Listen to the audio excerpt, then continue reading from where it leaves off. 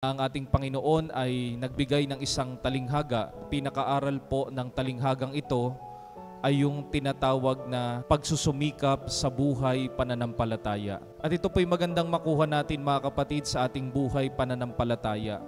Yung tinatawag natin na pagsusumikap. Sa panahon ho natin kasi ngayon, tila baga tayo po ay nabubuhay sa isang mundo na parang gusto lagi natin, kung ano yung gusto natin ay makukuha agad natin. May ganyan po tayong minsang pag-uugali na pag humiling ka sa Panginoon, gusto mo ibibigay agad. Tayo yung humihiling. So ibig sabihin, kung kailan ibibigay at sa papaanong pamamaraan ibibigay, yun yung tatanggapin natin.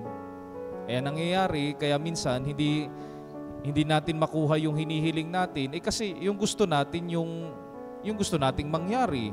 Pero ang mahalaga din po dito mga kapatid ay yung pagsusumikap. May mga kanya-kanya tayong mga pagkakamali, may mga kahinaan tayo. Pero kapag ikaw ay araw-araw na nagsusumikap na talagang tanggalin itong pangit na ugali, itong pangit na gawain, sa palagay ko po yan ang kabanalan. Ang kabanalan ay yung sa puso mo, inaamin mo na ikay makasalanan at nagsusumikap kang magpakabuti.